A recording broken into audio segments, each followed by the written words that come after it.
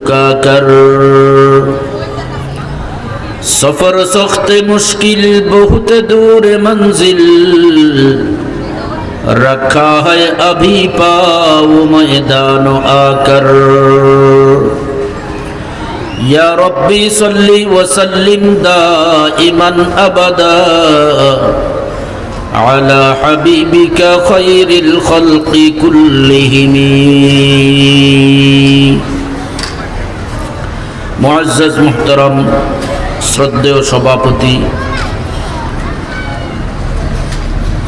मुरब्बियान इज़ाम उलमाए किराम बेरादरान इस्लाम फर्दार आरालेर फर्दानिशीन मा ओ बोनेरा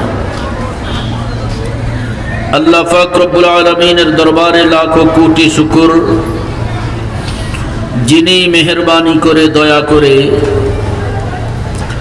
আমাদেরকে আজকের এই মুবারক মাহফিলে আসার বসার আল্লাহ তাআলার দ্বীনের নিসবতে কিছু কথা বলার শোনার তৌফিক দান করেছেন। শুকরিয়া আদায় করি আলহামদুলিল্লাহ। আমরা কেউ ইচ্ছা করলেও দ্বীনি মাহফিলে আসতে পারবো না আল্লাহ তাআলা যদি না আনেন। আমরা যারা আসছি আসতেছি বসছি আমাদেরকে অত্যন্ত দয়া করে মায়া করে মেহেরবানি করে এনেছেন কে? সবাই বলেন কে এনেছেন? আল্লাহ। আল্লাহ পাক রব্বুল আলামিন এই ধরনের দ্বীনি পরিবেশগুলি ঘটায়া আমাদেরকে ফাকসাফ করার জন্য ইচ্ছা করেন। অল্প সময়ের অল্প মেহনতে অল্প সময়ে যেন আমাদের বছরকে বছর জীবনের গুনাহগুলি মাফ হইয়া যায়, এই জন্য আল্লাহ তাআলা এই মুবারক মাহফিলগুলির ব্যবস্থা করে দেন। এই এলাকাবাসীর জন্য সৌভাগ্যের বিষয় যে আজকে মাহফিলের আয়োজন এখানে হয়েছে। যারা আসছি বসছি যতক্ষণ বসা থাকবো দ্বীনি কথাগুলি শুনতে থাকবো। হাদিসে কুদসিতে আসছে আল্লাহ পাক রব্বুল আলামিন দুইটা পুরস্কারের ঘোষণা দেন। এক নাম্বার কদ গফারতু লাকুম সাইয়্যাতিকুম, আমি আল্লাহ তোমাদের জীবনের সমস্ত গুনাহগুলি মাফ করে দিলাম। কদ গফারতু, আমি মাফ করে দিয়েছি, বলেন আলহামদুলিল্লাহ। আল্লাহ তাআলা বলেন গুনাহ ক্ষমা করার মাফ করার ক্ষমতা একমাত্র কার? আল্লাহ পাকের। তিনি যদি বলেন কদ গফারতু লাকুম সাইয়্যাতিকুম, আমি তোমাদের গুনাহগুলি মাফ করে দিলাম, কারোর কোনো আপত্তি করার আপিল করার সুযোগ আছে? নাই। আর এই কথাটার মধ্যে কারোর কোনো সন্দেহ আছে? সন্দেহ নেই। আল্লাহ তাআলা আজকের এই বসাকে কবুল করে জীবনের সগীরা গুনাহগুলি মাফ করেই দিয়েছেন আলহামদুলিল্লাহ। দুই নম্বরের পুরস্কার ওয়াকাদ বাদদালতু সাইয়্যাতিকুম হাসানাত।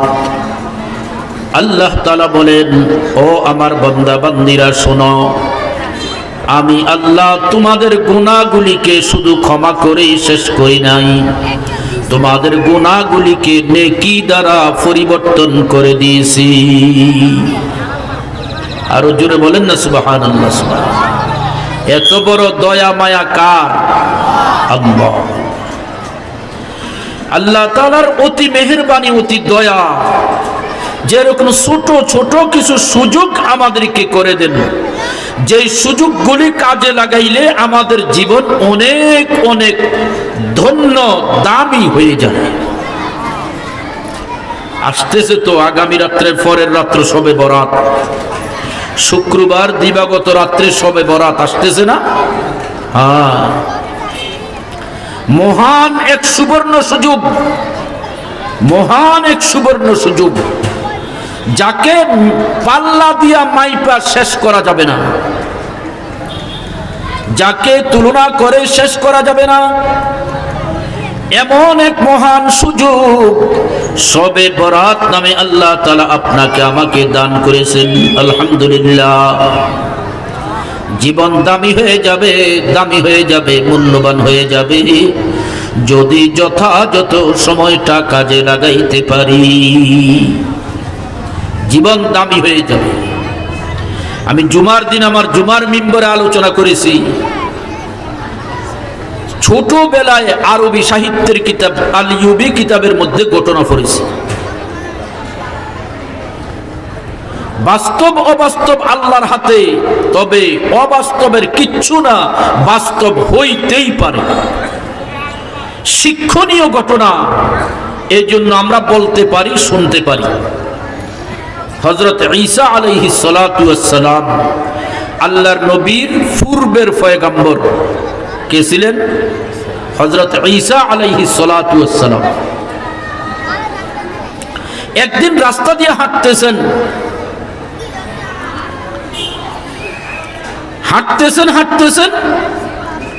হঠাৎ করে রাস্তার পাশে নজর পড়ল, পাহাড়ের পাদদেশে নিচে বিশাল বড় একটা পাথর।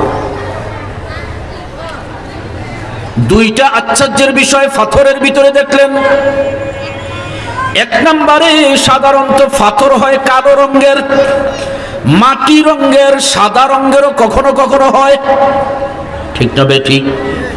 ঈসা আলাইহিস সালাতু ওয়াস সালাম যে পাথরটা দেখলেন, ওই পাথরটা ছিল সবুজ রঙের। সুবহানাল্লাহ। সাধারণত সবুজ রঙের পাথর হয় না, ঠিক না বেঠিক? পাথরটা দেখলেন সবুজ রঙের পাথর। দ্বিতীয় নম্বরে আশ্চর্যের বিষয় হলো ঈসা আলাইহিস সালাতু ওয়াস সালাম খেয়াল করে শুনলেন, ওই পাথরের ভিতরে থেকে গুনগুন গুনগুন শব্দ শোনা যায়। গুনগুন গুনগুন শব্দ শোনা যায় পাথরের ভিতরের থেকে। ব্যাপার কি? এত বড় একটা পাথর, সবুজ রঙের পাথর, গুনগুন আওয়াজ আসতেছে। হযরত নবী ঈসা আলাইহিস সালাতু ওয়াস সালাম অবাক হয়ে গেলেন, আশ্চর্য হয়ে গেলেন। ব্যাপার কি? এত সুন্দর সবুজ রঙের পাথর অতীতে আর কখনো দেখি নাই। ওই পাথরের থেকে গুনগুন আওয়াজ আসতেছে, এরকম আওয়াজও তো আর শুনি নাই। কি ব্যাপার, কি ব্যাপার? এই পাথর এত বড় অবাক করার বিষয়। দাঁড়ায়া দাঁড়ায়া নিজে নিজে আশ্চর্য প্রকাশ করতেছেন, আশ্চর্যান্বিত হইতেছেন। আল্লাহ পাক রব্বুল আলামিন সাথে সাথে ওহী নাযিল করে দিলেন, ও নবী ঈসা, এত এত আশ্চর্যান্বিত হয়ে গেল, তার চেয়ে আরো বড় আশ্চর্যের বিষয় এই পাথরের ভিতরে রয়ে গেছে। আমি আল্লাহ তোমাকে দেখাবো কিনা? পাথরের ভিতরে আরো বড় আশ্চর্যের বিষয়, তুমি কি দেখতে চাও? ঈসা আলাইহিস সালাম বলেন, হ্যাঁ হ্যাঁ, ও রব্বুল আলামিন, এই পাথর দেখেই তো আমি নবী অবাক। আবার এই পাথরের ভিতরে নাকি আরো বেশি আশ্চর্যের বিষয় রয়ে গেছে। সেটা কি? আমি নবী ঈসা দেখতে চাই, জানতে চাই।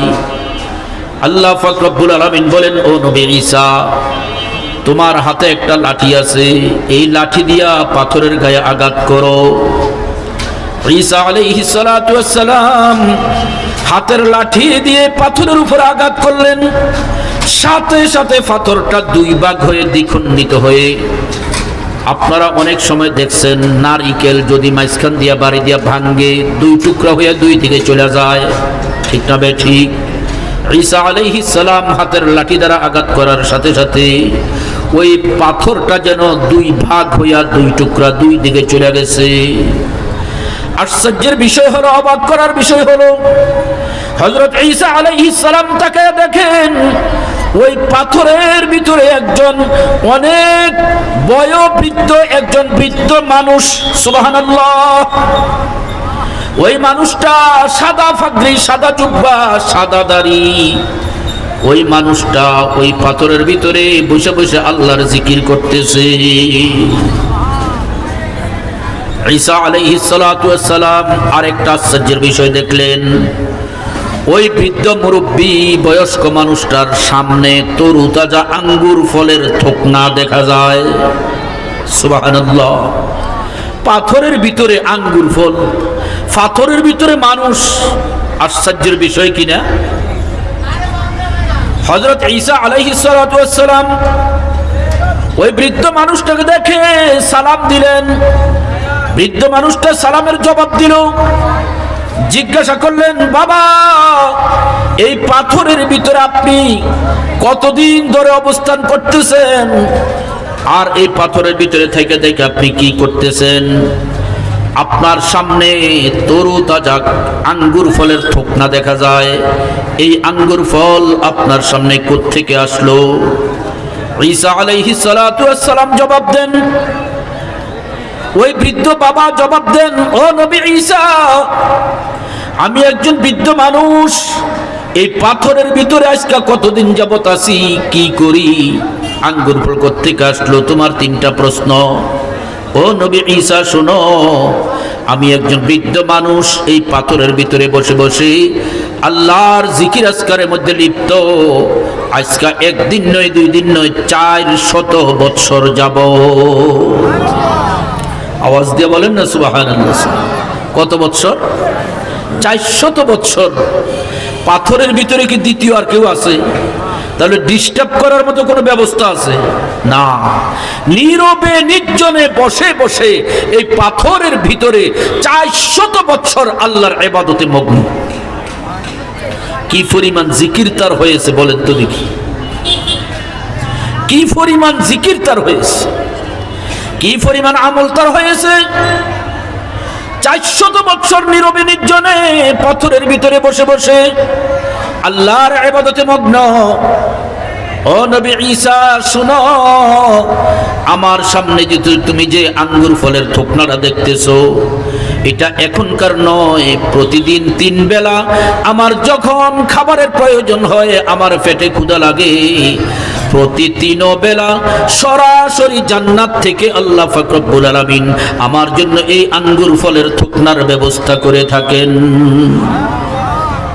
কত বৎসর? 400 বৎসর, 400 বৎসর।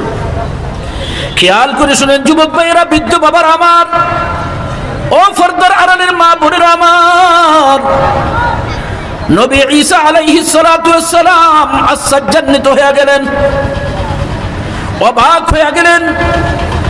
এত বেশি আশ্চর্যান্বিত, মন্তব্য করতে বাধ্য হলেন, আল্লাহ, এই লোকটার ইবাদতের চেয়ে হয়তোবা দুনিয়াতে আর কারোর ইবাদত বেশি হবে না।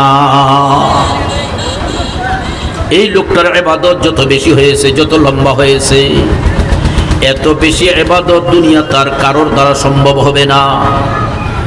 ঈসা আলাইহিস সালাম মন্তব্যটা করতে সাথে সাথে আল্লাহ পাক রব্বুল আলামিন জবাব দিয়ে বসলেন, ও নবী ঈসা শোনো, খেয়াল করে শুনবেন ফরদার আড়ালের মা বোনেরা আমার, যুবক ভাইয়েরা, বৃদ্ধ বাবার আমার, এইবার আল্লাহ পাক রব্বুল আলামিন ঈসা আলাইহিস সালামকে ডাক দিয়ে বলেন, ও নবী ঈসা, না না না, তোমার মন্তব্য ঠিক না, তুমি মন্তব্য করেছো এর চেয়ে বেশি ইবাদতওয়ালা আর কেউ হবে না।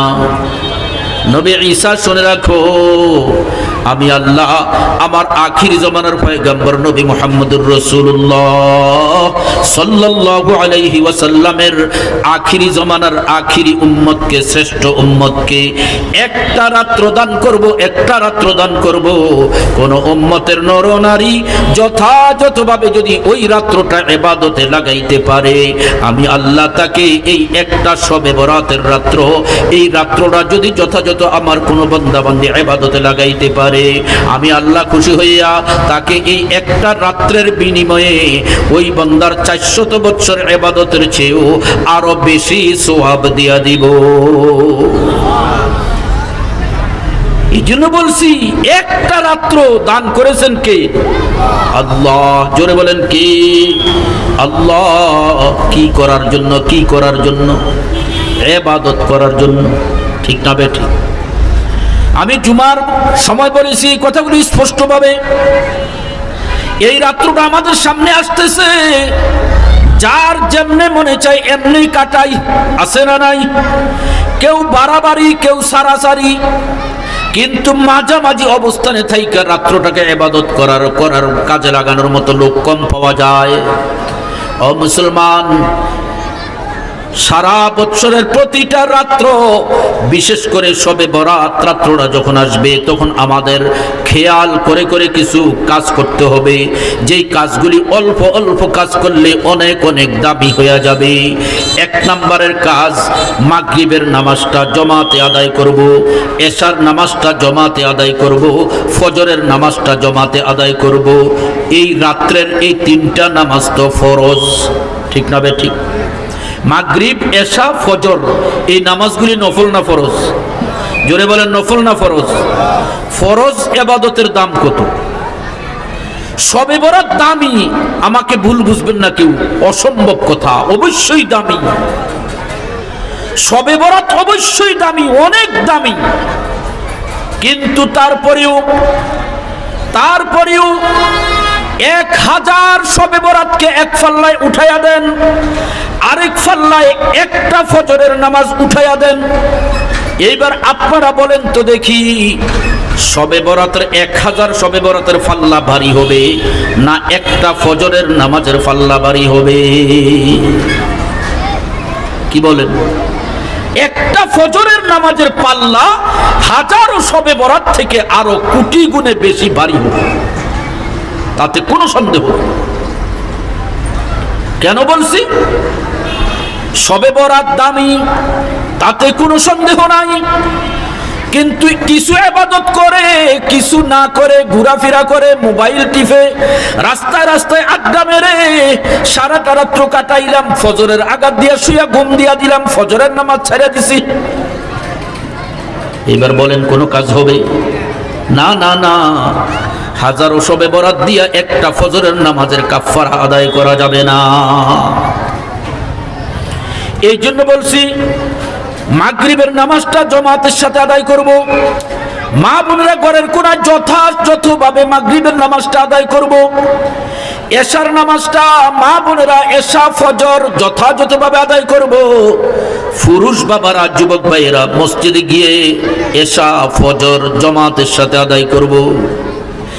এরপরে বাকি রাত্রটা যতটুকুন সাধ্যে কুলায় ততটুকুন ইবাদত করব, না পারলে শুয়া শুয়া ঘুমাবো, কিন্তু আড্ডা মেরে মোবাইল বাজি কইরা হাইটা হুইটা ঘোরাফেরা কইরা সময় কাটাবো না। আর নতুবা সময় তো নষ্ট হলো, ফজরের নামাজের গায়ে ধাক্কা লাগার সম্ভাবনা আছে, ঠিক না বেঠিক? এই জন্য প্রথম লাভ হলো এশার নামাজ আর ফজরের নামাজ জমাতের সাথে আদায় করব। তাহলে কি হবে? হাদিস শরীফে আসছে, শুধু শবে বরাত নয়, সারা বছর যেই ব্যক্তি এশার নামাজ জমাতের সাথে আদায় করলো, সে যেন অর্ধেক রাত্র জাগ্রত হইয়া নফল ইবাদতে থাকলো। যেই ব্যক্তি ফজরের নামাজ আবার জমাতের সাথে আদায় করলো, সে যেন বাকি পুরা রাত্র নফল ইবাদতে কাটায়া দিল। আওয়াজ দিয়ে বলেন না সুবহানাল্লাহ। তাহলে কি অর্থ? অন্তত এশার নামাজ আর ফজরের নামাজটা যদি জমাতের সাথে আদায় করতে পারি, সারা রাত্র নফল ইবাদতের সওয়াব আমল নামায় লেখা হইয়া যাবে। যদি কথার কথা শবে বরাতের কোনো ইবাদত করতে নাও পারি, জাগ্রত থাকতে নাও পারি, শুধু এশা আর ফজরটা জমাতের সাথে আদায় করেছি, তাহলে ভিন্নভাবে সারা রাত্রের নফল ইবাদতের সওয়াব আমল নামায় লেখা হবে। এইবার এশাও জমাতে আদায় করলাম, পরবর্তী ফজরও জমাতে আদায় করলাম, মাঝখান দিয়ে রাত্রটাও জাগ্রত থাইকা সারা রাত্র ইবাদতে লাগাইলাম, তাহলে তো সোনায় সোহাগা, ঠিক না বেটা? তাহলে তো ভাগ্যবান হওয়ার বিষয়। এই জন্য শুরুতে বলেছি, আমি শবে বরাতকে অস্বীকার করি না, অনেক দামি রাত্র। যখন শবে বরাত আসে, হাদিস শরীফে আসছে, আল্লাহ পাক রব্বুল আলামিন দুনিয়ার আসমানে অবতরণ করেন। আল্লাহ পাকের নিজ কুদরতি বাড়ি আরশে আজিম ছাইরা দিয়া দুনিয়ার আসমানে অবতরণ করেন। দুনিয়ার আসমানে আইসা মাগরিবের নামাজের সময় সূর্য অস্ত যাওয়া থেকে শুরু করে ফজরের পরে সূর্য উঠা পর্যন্ত সারা রাত্র আল্লাহ তাআলা আমাকে আপনাকে ডাকাডাকি করতে থাকেন, ডাকতে থাকেন, ডাকতে থাকেন। আমি শুয়া ঘুমাইতেছি, আল্লাহ আমাকে ডাকতেছেন। আমি মোবাইল বাজি করতেছি, আল্লাহ আমাকে ডাকতেছেন। কত দুর্ভাগ্য পোড়া কপাল আছে এই রাত্রেও টেলিভিশনের সামনে বসে আছে না নাই? ওই মুহূর্তে আল্লাহ আমাকে ডাকতেছেন। শুয়ে ঘুমাইতেছি, আল্লাহ আমাকে ডাকতেছেন।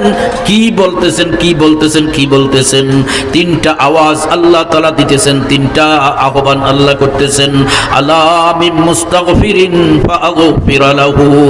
ও আমার বান্দা বান্দিরা, আসো কি কোন গুনাহগার, কোন গুনাহগার গুনাহ করতে করতে জীবন যৌবন ধ্বংস করে ফেলেছো, দুনিয়াও ধ্বংস করে ফেলেছো, আখিরাতও ধ্বংস করেছো। গুনাহ করতে করতে তোমার দুনিয়া আখিরাত ধ্বংস করে ফেলেছো। উঠো, উঠো, জাগ্রত হও, আমি আল্লাহর কাছে মাপ চাও। 2 রাকাত নামাজ পড়ো, আমি আল্লাহর কাছে হাতটা উঠাইয়া 2 ফোঁটা চোখের পানি ছেড়ে দাও। আমি আল্লাহর কাছে তুমি তওবা করো, মাপ চাও। আমি আল্লাহ তোমার জীবনের সমস্ত গুনাহগুলি মাফ করে দিব। ডাকেন কে? জোরে বলেন, ডাকেন কে? আমার মাওলা, আমার আল্লাহ আমাকে ডাকতেছেন গুনাহ মাফ করার জন্য। কিন্তু কত কুফল ফুরা যুবক ভাই, বৃদ্ধ বাবা, মা বোন আছি, ওই রাত্রেও গুনার কাজে লিপ্ত হয়ে থাকবে, আছে না নাই? ও মুসলমান, টাচ মোবাইলের ভিতর ওই রাত্রে আঙ্গুল লাগাইলেই গুনার কাজ, লাগাইলেই গুনার কাজে ঢুকে পড়বে। টিভির সামনে বসলেই গুনার কাজে ঢুকে পড়বে। ও মুসলমান, ওই রাত্রে 2 জন কথা বলতে গেলেই মিথ্যা কথা হয়ে যাবে, গীবত হয়ে যাবে, চগলখুরি হয়ে যাবে। এরকম 8 রকমের গুনার কাজে ওই রাত্রে লিপ্ত হয়ে যায়। এমন কত পুরা কুফল উম্মত দুনিয়াতে আছে না নাই? এই রাত্রটা কি আমার আমলনামাটাকে ময়লা করার জন্য না পরিষ্কার করার জন্য? জোরে বলেন না, কি করার জন্য? পরিষ্কার করার জন্য। আমি যদি ওই রাত্রেও নতুন নতুন গুনাহ করতে থাকি, আমলনামা কি পরিষ্কার হবে না আরো বেশি ময়লা হবে? কত বড় দুর্ভাগ্যের কথা, কত বড় ফোরাকুফালের কথা। এই জন্য বলবো যুবক ভাইয়েরা, বৃদ্ধ বাবারা, আল্লাহ তাআলা এই রাত্রে আমাকে আপনাকে ডাকতেছেন। 3টা ডাক, 3টা আহ্বান করতেছেন। 1 নম্বরে আলা মিন মুস্তাগফিরিন ফাগফির লাহু। আসো কোন গুনাহগার, চোখের গুনাহ করেছো, জবানের গুনাহ করেছো, কানের গুনাহ করেছো, হাতের গুনাহ করেছো, পায়ের গুনাহ করেছো, লেনদেনের গুনাহ করেছো, আচার ব্যবহারের গুনাহ করেছো। এরকম হাজারো গুনাহ করতে করতে তুমি একেবারে নাফরমান হইয়া জাহান্নামী হয়ে গেছো। তুমি গুনার মুসিবত, বালা মুসিবত দুনিয়াতে ভোগ করতেছো, গুনার অশান্তি দুনিয়াতে ভোগ করতেছো। গুনার তাড়নায়, গুনার কারণে তুমি হার কিসিমের বালা মুসিবত, অভাব অনটন দুনিয়াতে ভুগতেছো। কবরে গিয়া তুমি বিপদ ভুগবা, হাসরের মাঠে ভুগবা, অনন্ত অসীমকালের জাহান্নামের আগুনে জ্বলবা। এমন কোন গুনাহগার আছো কি? তাহলে উঠো, উঠো, আমি আল্লাহর কাছে মাপ চাও। আমি আল্লাহ তোমার জীবনের সমস্ত গুনাহগুলি মাফ করে দিব। সুবহানাল্লাহ। 2 নম্বরে আলা মুবতালান ফাউআফিয়াহু। আল্লাহ পাক রব্বুল আলামিন এই রাত্রে দুনিয়ার বান্দা বান্দীদেরকে 2য় নম্বরে ডাকাডাকি করবেন, আহ্বান করবেন। আলা মুবতালান ফাউআফিয়াহু। আসো কোন রুগ্ন ব্যক্তি, রোগ শোকে ভুগতেছো, বালা মুসিবতে ভুগতেছো, পেরেশানিতে আসো, এরকম ভাবে বিভিন্ন প্রকারের অশান্তি তুমি আসো। এই রাত্র আমার কাছে চাও, শান্তি চাও, আমি আল্লাহ তোমার শান্তির ব্যবস্থা করে দিব। বালা মুসিবত দূরকরণ চাও, আমি আল্লাহ তোমার বালা মুসিবত দূর করে দিব। তোমার অশান্তি আমি আল্লাহ দূর করে দিব। ও দুনিয়ার বান্দা বান্দীরা, শুনে রাখো, তোমার অশান্তি দূর করার ক্ষমতা আমি আল্লাহকে ছাড়া আর কারোর নাই। তোমার বালা মুসিবত দূর করার ক্ষমতা আমি আল্লাহকে ছাড়া আর কারোর নাই। অতএব বান্দা, তুমি আমার কাছে চাও, আমার কাছে চাও, আমার কাছে চাও। দুনিয়ার কেউ তোমার অশান্তি দূর করতে পারবে না, দুনিয়ার কেউ তোমাকে শান্তি দিতে পারবে না, দুনিয়ার কেউ তোমার বালা মুসিবত দূর করতে পারবে না, দুনিয়ার কেউ তোমার রোগ শোক ভালো করতে পারবে পারবে না। ও মুসলমান, রোগ শোক থেকে ভালো করার মালিক একমাত্র কে? আওয়াজ দিয়ে বলেন তো কে? বালা মুসিবত দূর করার মালিক একমাত্র কে? আমার যত সমস্যা আছে তাম সমস্যাগুলি সমাধান করার মালিক একমাত্র একমাত্র একমাত্র কে? ও মুসলমান, ওই আল্লাহ সবে বরাতে আমাকে ডাকতেছেন আর বলতেছেন, বান্দা তোমার কি সমস্যা আছে আমার কাছে বলো, তোমার কি বালা মুসিবত আছে আমার কাছে বলো, তোমার কি অশান্তি আছে আমার কাছে বলো, তোমার কি টেনশন আছে আমার কাছে বলো। আমি আল্লাহ তোমার সব দরখাস্ত শুনতে বসছি, সব দরখাস্ত শুনবো। দুনিয়ার কেউ শুনবে না, কেউ শুনবে না, কেউ তোমার অসুবিধা দূর করতে পারবে না। একমাত্র আমি আল্লাহ, আমার কাছে চাও, আমি আল্লাহ তোমার শান্তির ব্যবস্থা করে দিব। আলা মুবতালান ফাউআফিয়াহু, আসো কোন বালা মুসিবতে আক্রান্ত, রোগে শোকে আক্রান্ত, ফাউআফিয়াহু, আমার কাছে চাও, আমি তার শান্তির ব্যবস্থা করে দিব, আফিয়তের ব্যবস্থা করে দিব। আমি আল্লাহ পারি, দুনিয়ার কেউ পারে না। ঠিক না বেঠিক? উস্তে সুলতান হর চেখা হদ আকুনাদ, আলমেরা দরদমে বীরা কুনাদ, হস্তে সুলতানি মুসাল্লাম মরুরা, নিস্তে कसरा ज़हरा ये चूआ चेरा, आके बामर्गे हवा माही देहद, बंदे गारा दौलत शाही देहद, बेफेदर फरजंदे फयदा उकुनाद, तिफले तिफले रादर महदे गुया उकुनाद। ও মুসলমান, এই জন্য শেখ ফরিদউদ্দিন আত্তার রহমতুল্লাহ আলাইহি বসে বসে আল্লাহর কুদরতগুলি বয়ান করতেছেন। মুর্দায়ে সদ সালারা হাইমি কুনাদ, ইবজ হক দিগারে কায়েমি কুনাদ, শত বৎসরের মরাকে জিন্দা করার ক্ষমতা রাখেন কে? আল্লাহ। এই জন্য আল্লাহ তাআলা এই রাত্রে তিনটা আহ্বান করেন। এক নম্বরে কারা আছো গুনাহগার, মাপ চাও, আমি আল্লাহ তার গুনাহগুলি মাফ করে দিব। দুই নম্বরে কারা আছো অশান্তিতে, বালা মুসিবতে, রোগে শোকে, আমি আল্লাহর কাছে মাপ চাও, আমি আল্লাহর কাছে সমাধান চাও, আমি আল্লাহ সমাধান করে দিব, তোমার শান্তির ব্যবস্থা করে দিব। তিন নম্বরের আহ্বান, তিন নম্বরের আহ্বান। ও মুসলমান, আল্লাহ পাক রব্বুল আলামিন তিন নম্বরে আপনাকে আমাকে আহ্বান করে বলেন, আসো কোন বান্দা রিজিকের অভাবে, রিজিকের অভাবে, রিজিকের অভাব ভুগতেছো, তোমার রিজিকের অভাব আছে, ফারজুকাহু আলা মুস্তারজিকুন ফারজিকাহু ফারজুকাহু, আসো কোন রিজিকের অভাবী ব্যক্তি, আমি আল্লাহর কাছে চাও, আমি আল্লাহ তোমার হালাল রিজিকের ব্যবস্থা করে দিব। হালাল রিজিকের ব্যবস্থা করে দিব। কোথা থেকে করব? এমন জায়গা থেকে করব যেখান থেকে রিজিক আসার ব্যাপারে তোমার কল্পনাও ছিল, কল্পনাও ছিল। ওয়ামান ইয়াত্তাকিল্লাহ ইয়াজআল লাহু মাখরাজা ওয়া ইয়ারযুকুহু মিন হাইসু লা ইয়াহতাসিব।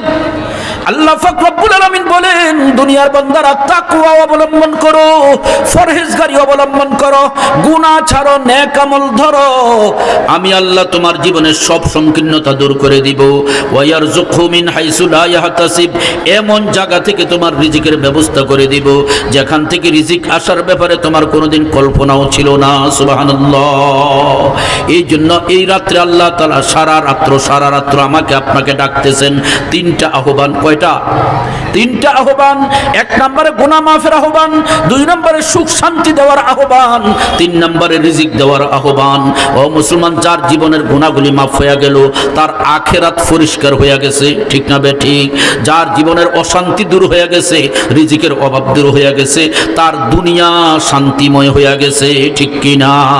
এক কথায় দুনিয়ার শান্তি, আখিরাতের শান্তি, দুনিয়ার সফলতা, আখিরাতের সফলতা, গোটা জিন্দেগীর সফলতা আল্লাহ দিয়া দিবেন এই রাত্রে যদি আল্লাহর কাছে চাইয়া চাইয়া যদি নিতে পারি। ঠিক কি না? এই জন্য মুসলমান, এই সবে বরাত আমাদের সামনে আসতেছে, কথার প্রসঙ্গে আসছে, কয়েকটা কথা বলে ফেললাম। ক্বালা রাসূলুল্লাহ সাল্লাল্লাহু আলাইহি ওয়াসাল্লাম, ইযা কানাত লাইলাতুন নিসফি মিন শাবান, নবীজি বলেন যখন শাবানের নিসফ রাত্র আসে, সবে বরাত আসে, ফাকুমু লাইলাহা ওয়া সুমু ইয়াওমাহা, তোমরা রাত্রটাকে জাগরণ থেকে ইবাদতের মধ্যে লাগাও, ওয়া কুমু ওয়া সুমু ইয়াওমাহা, পরের দিনের বেলাটা তোমরা রোজা রোজা রাখো, রোজা রাখো। অতএব শবে বরাতের রাত্রটাকে ইবাদতে লাগানো, দিনের বেলায় রোজা রাখা, এই দুইটা হলো আল্লাহর নবীর নির্দেশ, আল্লাহর নবীর হুকুম। এর বাহিরে অন্য কোন কর্মকাণ্ড শরীয়ত আল্লাহর নবী আমাদেরকে বলেন নাই, ঠিক কিনা? এই শবে বরাত এটা সামান্য সময় আমাদের জীবনকে মুসলমান অনেক অনেক দামি বানানোর সুবর্ণ সুযোগ, ঠিক না বেঠিক? এই মাহফিল একটা সুবর্ণ সুযোগ, অল্প সময় কাজে লাগাইয়া নিজের সারা জীবনের সগীরা গুনাহগুলি মাপ পাওয়ার একটা সুবর্ণ সুযোগ।